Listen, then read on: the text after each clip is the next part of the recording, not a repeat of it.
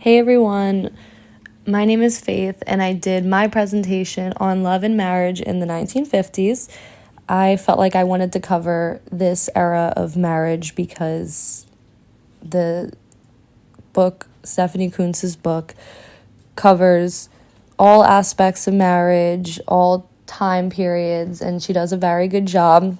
But I narrowed it down to this time period because it's right smack in the middle. You have the modern era, and then you have the beginning of times with medieval and Stone Age and the very beginnings of things. So I thought it was cool to kind of look how we've progressed and evolved as society, and to just kind of, go right smack in the middle and look at what life was like there.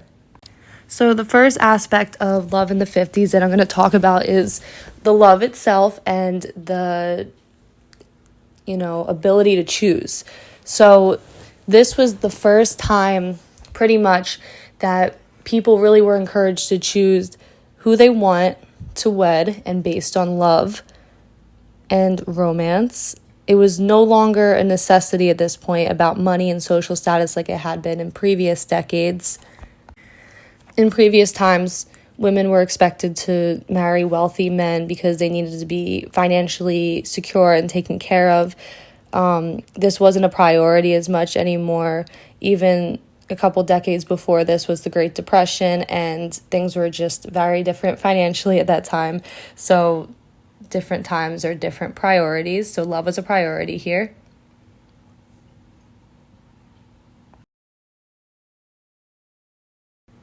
Gender roles, however, were a big factor in the 50s with marriage. It was the social norm for the husband to be the breadwinner and the wife to be a stay-at-home mom. And anything that really deviated from that would be considered abnormal. Men who didn't marry were considered to be selfish, juvenile, and just crazy. Women who didn't marry or didn't find purpose in being a stay-at-home mom were considered to have deep psychological issues. So this is very different than how it is today. Now people just have a choice. Some people still abide by these gender roles, and that's totally fine, but it's more of a choice now more than a demand and an expectation. But these were very important back then, and clearly anyone who deviated was kind of looked at with a side eye, and it was just really not seen as something that was good. So when it came to women being unfulfilled in their marriage, people suggested that women become glamour girls, which was more of like a sex symbol type of girl, or just like being famous, something along those lines to fulfill that need of purpose that they need. Or they also suggested work in like humanistic fields like the arts or volunteer work. Counselors suggested that people write to a column about their marital problems and get advice, and apparently that most of the time saved their marriage. But they didn't really encourage women to actually have careers and do the same things men are doing. They just kind of encouraged them to just learn to accept it, or take on their own feminine roles that were different than men to solve their fulfillment, but very different than how it is now.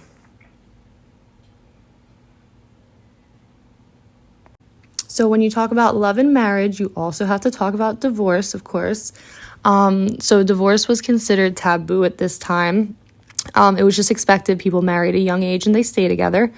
Anything along the lines of divorce, being a single mother or late marriage, were all looked negatively upon. Divorce rates were higher than they were in the 1920s at this time. They felt like individuals were more at fault for divorce rather it being just a failed marriage. They looked at it as individuals being the ones to cause that, which I guess in a sense it is that. I mean, that's kind of what divorce is. But although, yeah, like I said, it was looked down upon, it still didn't deter people from divorcing, and a lot of that probably came from the unfulfillment of the women. And then we're going to talk about marriage post the Great Depression, because that also played a factor into this. People really embrace marriage and being domesticated after having to work and having to, like, just having to really worry about money. People really valued that. 60% of people were considered to be middle class by the 50s. This put less of a strain financially on the marriage. And 2/3 of people owned a home at this point. So all that plays a factor in marriage. Not having to worry about finances really releases a big burden off people's shoulders.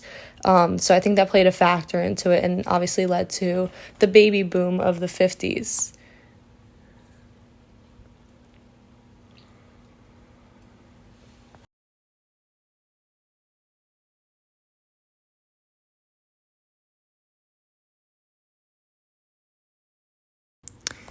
And I know when you hear of consumption of media, you probably think of more modern times, but this also was a factor back in the 50s when it comes to how they felt about marriage and home life. People in the 50s valued media because it taught them how to be better in their marriages and with their home life. They liked to read magazines and books on marriage and sex. They liked watching commercials on how to use household items. They even had a game show where women who were poor or were single mothers would go on and compete to win household appliances and furniture. And people would watch shows like Leave It to Beaver and Ozzie and Harriet that would portray happy housewives and influence people's perception on women's roles. So all that consumption of media, like I said, really influenced what people thought a happy household should look like. It was really that cookie cutter approach. Something that I thought was cute that they talked about was that they just enjoyed marriage more and they enjoyed their home life more. For the first time at this point, this was the era of marriage that was the first to emphasize having a fun marriage. Other generations prioritize goodness over fun. They would apparently feel ashamed if they didn't have enough fun. This was also the first decade where sexual gratification was important for both the husband and wife. So I think that's good that they were just enjoying themselves, and that was more of a mutual thing. So I thought that was interesting to read about, and I just thought that was really cute that they just had fun with each other and enjoyment was a priority for them.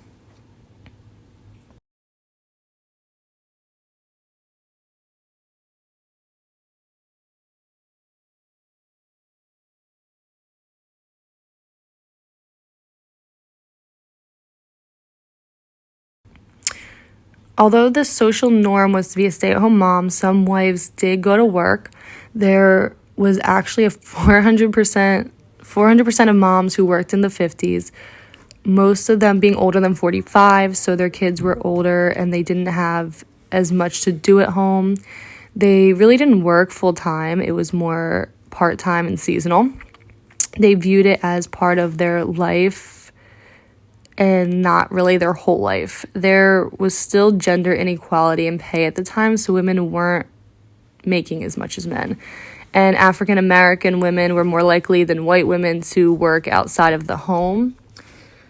And so it's just an aspect that I didn't really think about. But yeah, some wives did work but they didn't really bring in the bread and they were not able to do that. It was more of like a hobby for them.